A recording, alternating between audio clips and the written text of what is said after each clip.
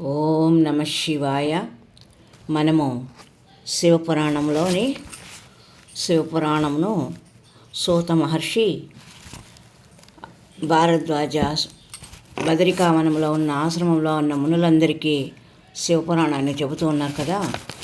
ఆ శివపురాణాన్ని కూడా నందీశ్వరుల వారు మార్కండేయునికి చెప్పారు అని చెబుతూ ఆయన ఋషులకు చెప్పారు. మనమందరూ కూడా ఇప్పుడు గ్రంథస్థం చేయబడిన పుస్తకం ద్వారా తెలుసుకుంటున్నాం కదా. అందులో భాగంగా శివపురాణంలో మనం తృతీయ ఆశ్వాసంలో పార్వతీ పరమేశ్వరుల కళ్యాణం జరిగింది. ఇప్పుడు శివపురాణము చతుర్థ ఆశ్వాసం ప్రారంభించుకుందాం. శివపార్వతుల శృంగారం. ముచ్చటగా 3 రాత్రులు గడిపారు ఉమామహేశ్వరులు. అయినా వారికి 3 రాత్రుల పరిమితేమిటి? సతీదేవిగా యోగాగ్నిలో లయించింది. లగాయతు హిమవంతునింటి అపర్ణగా అవతరించేదాకా ఒక జన్మ విరహం ఆ పార్వతమ్మది. ఆ అమ్మ పట్ల నిత్య విరహుడి యోగిగమ్యుడైన పరమేశ్వరుడు. సర్వాధికారులు వారు. అడ్డాప ఏకటాకిని 1000 సంవత్సరాల పాటు యథేచ్ఛగా శృంగార విహారంలో మునిగిపోయారు పార్వతీ పరమేశ్వరులు. కంగారెత్తిపోయారు దేవతలు. సరాసరి కమలనాభుడి దగ్గరకు పరిగెత్తారు. కేశవా, నువ్వే రక్షించాలి మమ్మల్ని. వాళ్ళ సంయోగం మందానికి సుఖానికి సంతానం అడ్డవుతుందనుకుంటున్నారో ఏమో. మరి 1000 ఏళ్ళుగా కాపురం వెలగబడుతున్న పార్వతీ పరమేశ్వరుల పిల్లల్ని కనడం లేదు. మేము ఇంకా ఎన్ని ఏళ్ల పాటు ఆ తారకుడి చేత బాధలు అనిపించాలో తెలియడం లేదు. ఆ మధ్యన వాడు మరీ రెచ్చిపోయి యజ్ఞ ఆవిర్భాగాలు కూడా రాక్షసులకు ఎప్పించేస్తున్నాడు. ఇప్పుడు మేము ఏం చేయాలి అని మొరపెట్టారు. నేను అదే ఆలోచిస్తున్నాను, పదండి ఆ శివుడి దగ్గరికి వెళ్ళి అడుగుదామని బయలుదేరాడు ఆయన. అంతా కలిసి ఆది దంపతుల విహారవనం చేరారు. ఆ వనంలోనే ఉంది శివపార్వతుల మనోహర సౌధం. దానికి నందీశ్వరుడు కాపలా.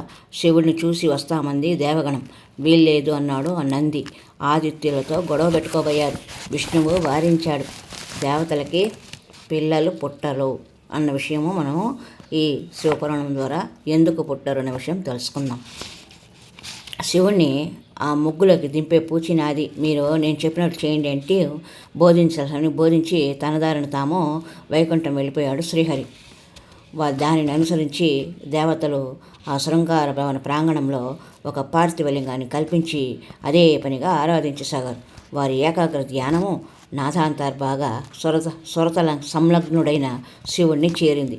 భక్తవత్సలుడు భగవంతుడు పార్వతిని అలా పానుపు మీద వదిలేసి టక్కున దేవతల ముందు ప్రత్యక్షమయ్యాడు.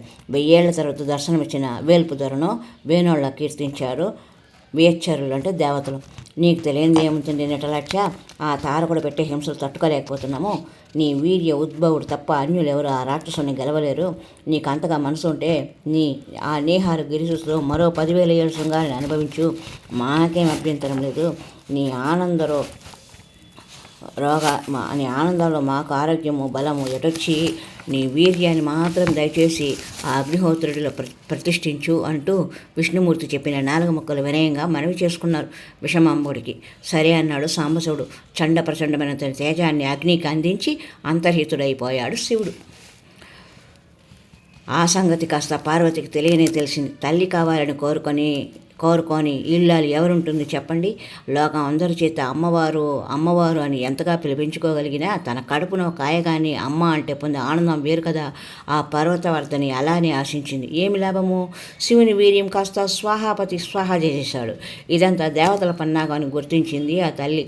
అప్పుడు కోపగించి ఈ క్షణం నుండి నిలింపులు అనగా దేవతలు రెప్పపాటు లేనివారు నిస్సంతులైపోతారు, పిల్లలు లేకుండా ఉండుగా కానీ నిందించింది. తత్ఫలితంగానే నాటి నుంచి దేవతలు ఎవరికీ సంతానం లేకుండా పోయింది.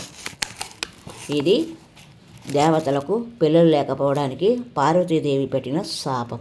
మరి ఒక సంచికలో స్వాహాదేవి అరుంధతికి సంబంధించిన విశేషాలను తెలుసుకునే ప్రయత్నం చేద్దాం. ఓం హర హర పార్వతీపతియే శంభో శంకర. ఓం నమ శివాయ.